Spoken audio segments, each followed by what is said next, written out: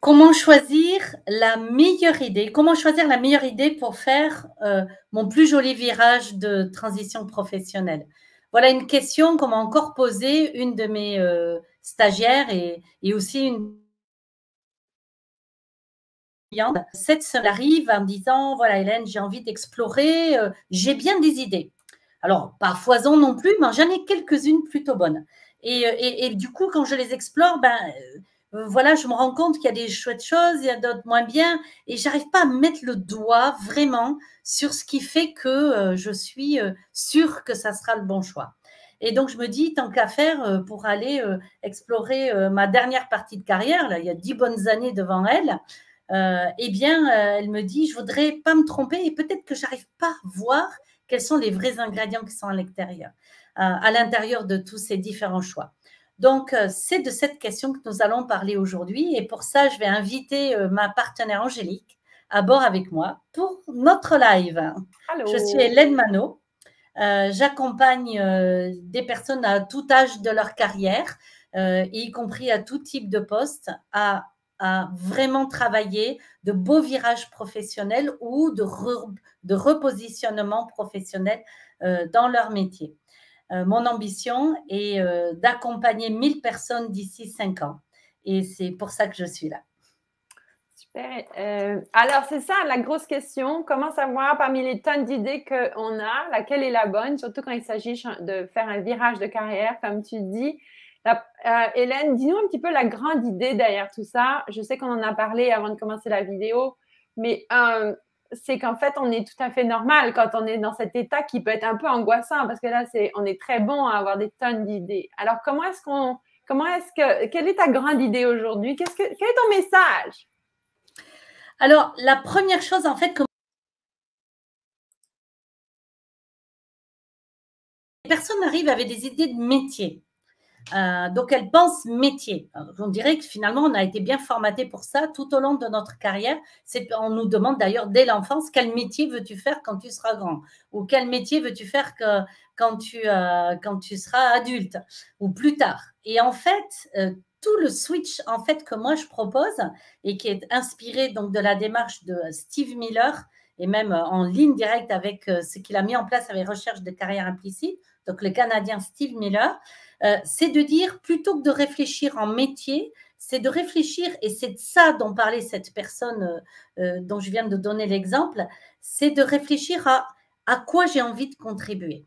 Et donc, c'est vraiment une autre façon d'approcher l'exploration des possibles, non pas en métier, mais à quoi j'ai envie de contribuer, à quoi j'ai envie d'être utile. Et quand j'explore des potentiels, ce qui sera important, c'est pas de dire c'est où faire tel métier, où faire tel métier, c'est vraiment de dire chacun de ces métiers-là, ces idées-là que j'ai, finalement, qu'est-ce qui me fait sentir particulièrement bien dedans, dans le sens de ma contribution, dans les types d'environnement dans lesquels ça va travailler. Est-ce que je me reconnais finalement dans quelque chose qui me stimule, me fait sentir vivant, je me sens faire partie d'eux? Est-ce que je vais avoir les mains sur les manettes là-dedans ou est-ce qu'il faut que j'apprenne de nouvelles choses? Comme cette dame qui disait, j'ai été commerciale pendant toute ma vie.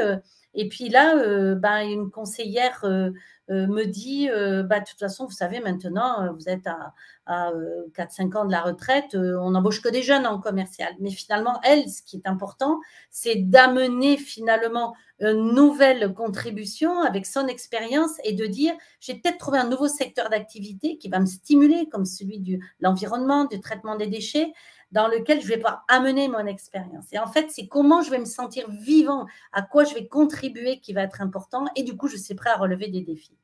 Donc, du coup, cette exploration, plutôt que de vraiment réfléchir en métier, c'est la toute première chose que j'accompagne à faire dans cette démarche de recherche de carrière implicite, c'est de dire qu'est-ce qui me fait sentir vivant, qu'est-ce qui me stimule, qu'est-ce qui me fait sentir que je vais être aux manettes de quelque chose, de conduire ma vie, et qu'est-ce qui fait que je vais me sentir en harmonie entre qui je suis et cet environnement et les gens qui sont là et qui sont mus peut-être aussi par les mêmes désirs.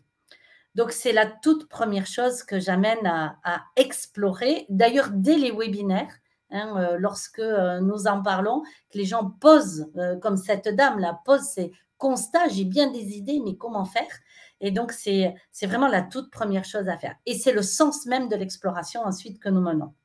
Donc, toutes ces idées, elles sont aussi valides ou valables les unes que les autres.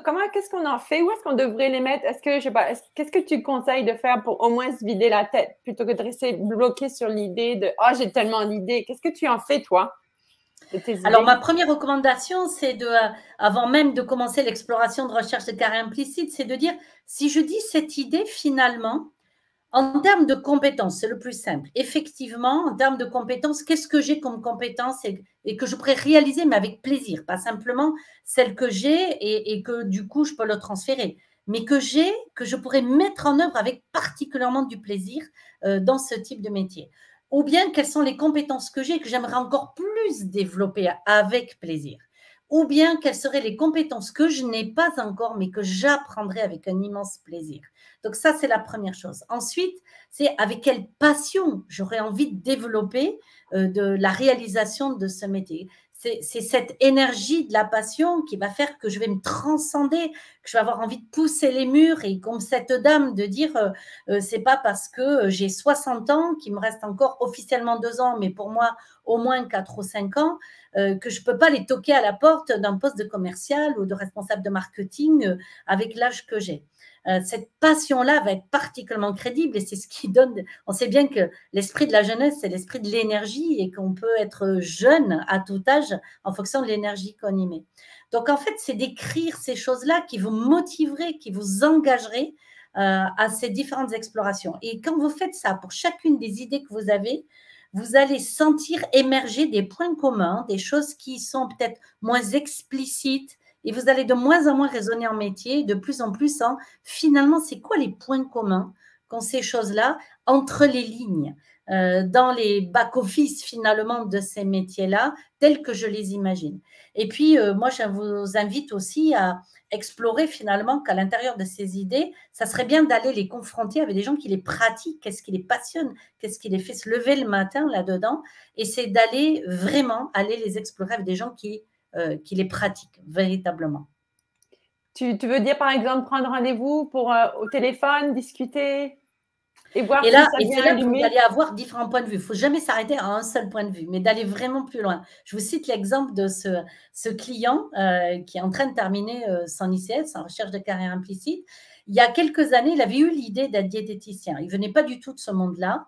Et il avait téléphoné à quelqu'un qui avait été recommandé à une diététicienne. Et puis là, elle lui avait montré mais tous les pires côtés du métier. Bref, il s'était dit, oh non, ça, c'est pas possible. Je vais aller le mettre dans un coin. C'est pas pour moi. Je le mets de côté. Et en fait, en retravaillant son projet, il s'est rendu compte que c'est pas pour rien qu'il a eu cette impulsion, cette idée d'aller vers cette intuition d'aller là-dessus. Et donc, je lui ai dit, mais pourquoi tu n'irais pas explorer des gens qui, quand tu regardes leur site internet, tu sens qu'il y a de la passion, tu sens qu'ils ne sont pas juste là pour faire un rendez-vous, mais qui parlent de choses qu'ils aiment et va plutôt parler avec des gens comme ça. Et effectivement, il a pris rendez-vous avec 2 personnes et 2, mais alors, entretien absolument magique pour lui, enfin magique en tout cas, enthousiasmant. Et il s'est dit, mais voilà, il me parle de choses qui ont du sens pour moi, il me parle de choses qui m'ont fait vibrer dans mon imaginaire. Alors certes, avec des aspects beaucoup plus concrets, mais là, ça devient tangible. Et du coup, il a décidé de réexplorer ce projet-là, mais avec à sa façon. Est-ce que ça sera plutôt thérapeutique? Est-ce que ça sera plutôt sportif, diététique sportive ou pour des collectivités, etc. Donc après, il le fait sien à sa manière. Où est-ce qu'il a le plus d'affinité sur ces grandes dimensions dont je vous parlais tout à l'heure?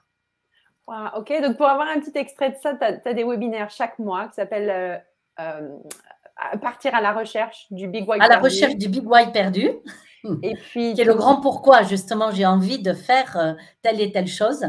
Puis vous faites des exercices un petit peu autour de ça, comme même si vous décidez de ne pas travailler avec Hélène, vous repartez du webinaire avec des outils en plus pour venir explorer ces idées-là.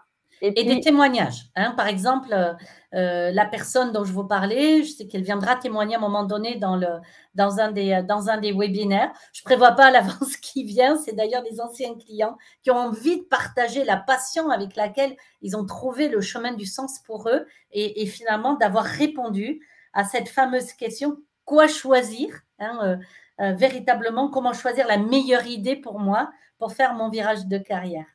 Donc, la bonne nouvelle, c'est que l'idée est la meilleure. Elle est déjà là. Il suffit juste de prendre le temps d'aller la sélectionner avec des petits exercices et prendre le temps de s'écouter, en fait. Puis, se faire guider par des gens comme toi, par exemple. Et justement, souvent, il y a aussi des personnes qui disent, mais moi, j'arrive, j'ai pas d'idée.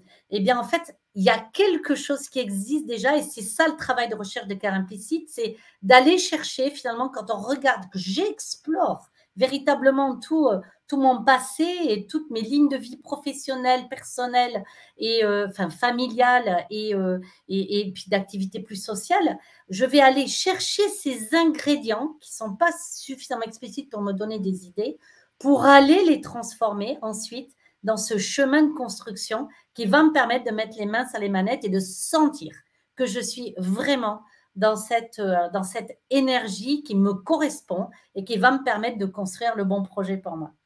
OK, merci Hélène pour ton énergie et ta passion parce qu'on la sent. Et donc, quand tu parlais, je me disais, ça veut dire qu'à partir du moment où on est dans la position d'avoir toutes ces idées qui semblent un peu trop d'idées, en fait, c'est le signe ultime qu'il est l'heure de passer à l'action, en fait. Vous êtes prêts? Absolument. Et donc, je vous invite à venir me rencontrer, soit lors du prochain webinaire, vous pourrez trouver le lien ci-dessous. Et aussi, je réserve chaque semaine, parce que à certaines personnes, ça correspond mieux, chaque semaine du temps, vous pourrez trouver le lien pour prendre rendez-vous avec moi, un moment de 45 minutes pour poser les valises, poser ces idées que vous avez, et puis de trouver les premières billes de chemin pour aller explorer ces choses-là. Merci Hélène, à bientôt. À bientôt.